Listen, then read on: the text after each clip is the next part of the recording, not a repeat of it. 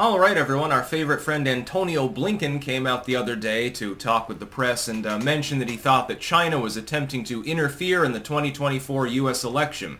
I agree with him. Blinken actually saying something accurate for a change. It's interesting. The problem is the context is lost. The idea is, well, China's going to interfere in the election. Well, clearly they're stumping for Trump now, aren't they? See, that doesn't make a whole lot of sense if that claim is made. I know some people think that he's an agent of the Russians, and thereby, by extension, he would be a proxy of the Chinese.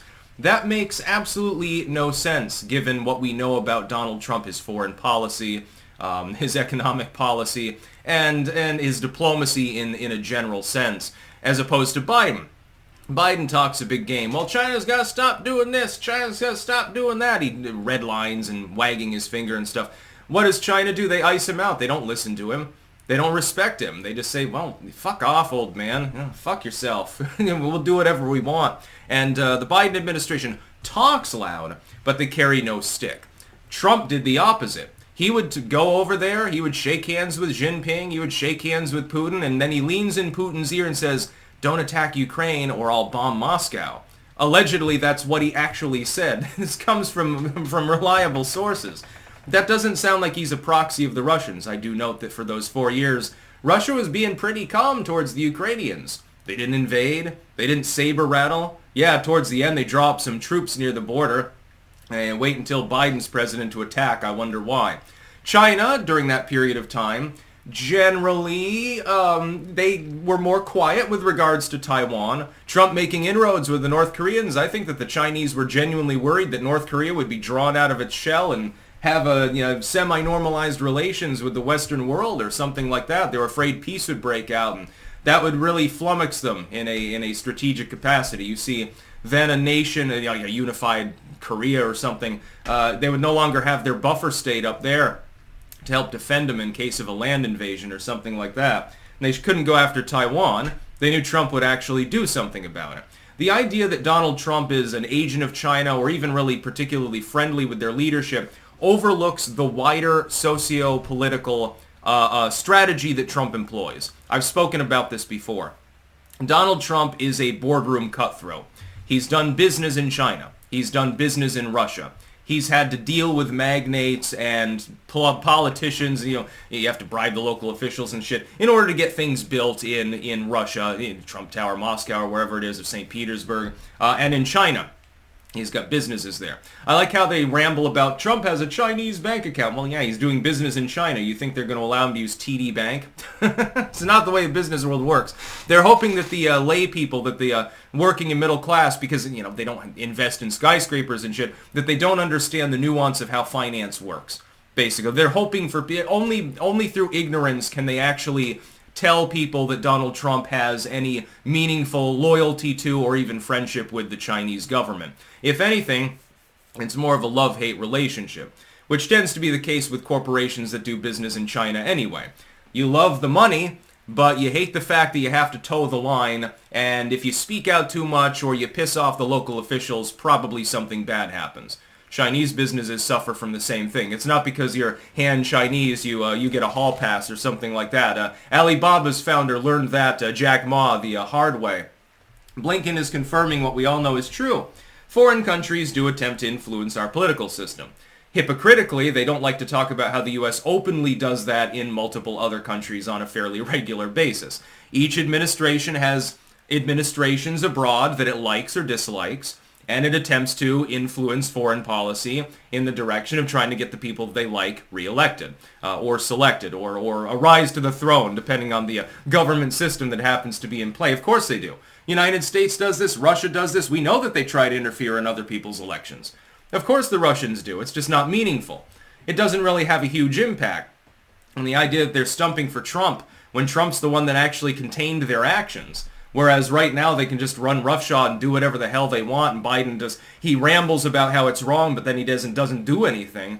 No, they would, if they're interfering in the election, they're interfering on behalf of Joe Biden. They want him reelected. He's a weak leader. Of course they want Joe Biden in the White House again. It'd give them 4 more years to continue their warmongering and their imperialistic foreign policies. Of course it would. Because he's not going to do it. They know exactly how both of these individuals are governed. We've got a track record for Trump. We've got a track record for Biden.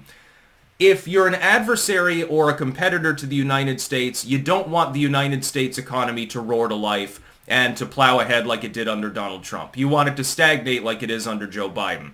You don't want a trade war with the United States. Well, you had one with Trump via China. You don't really have one under Joe Biden. A handful of vague economic gestures does not an economic war make. With Russia, with Ukraine, under Donald Trump, Ukraine was not invaded. Under Joe Biden, as soon as his so-called leadership begins, inexplicably, the Russians say, well, now seems like a better time to attack this country. Of course, Donald Trump's not going to be able to put that genie back in the bottle so easily. He's going to have a lot of diplomatic cleaning up to do if he's reelected. It's going to take him a couple of years. He's going to have to single-mindedly fixate on just two things, the border and foreign policy. He's not even going to have time to tackle half the economic issues beyond maybe passing another round of major tax cuts and deregulation system. That'd help. It'll ameliorate some of the Bidenomic damage, but it won't ameliorate it all. I hate to tell you this, but it's going to take more than a second term of Donald Trump to clean up the economic problem because there are so many other problems that have metastasized in the last few years. The pretense is that China would support the man that waged a trade war against them and repeatedly threatened their nation's hegemony within the Asian region. Yes, they would much prefer that over the dude who sits there and vegetates and has to delegate most authority to incompetent third parties that really... Do you think that China is worried about Blinken? That he's going to hardline them or something like that? Do you think that they worry? When he shows up, they'll do on Biden's last state visit to China, should he have one at all. They'll probably do what they did to Obama. They'll refuse to even send a delegation to receive him at the airport. You remember that?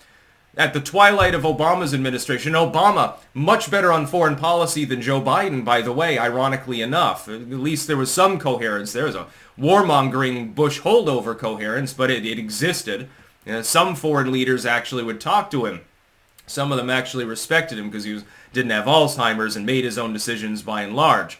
With Obama in the twilight of his presidency, you remember his last state visit to China, there was that one clip where he's coming off of Air Force One, and he looks a little surprised. There's no red carpet, there's no delegation or anything. He sort of looks around, he's confused, and then he just hurries off to the limo, basically. And that meeting was totally unproductive. I imagine it was just Obama sitting there with a dour look on his face, mumbling to himself and eating some chow mein while Xi Jinping chuckled at him and laughed. It'll be worse for Joe Biden if he gets a second term. Do you think that literally any foreign delegation in a non-allied state is going to take him seriously? No. They're going to completely ignore his ass. With Donald Trump, they won't have so much latitude. They'll have to at least pretend to be doing the give and take negotiations and diplomacy sort of thing. Of course, China will interfere in the U.S. election. They'll interfere on behalf of their shareholders in the United States, virtually all of which support Joe Biden. That's about all. Peace out.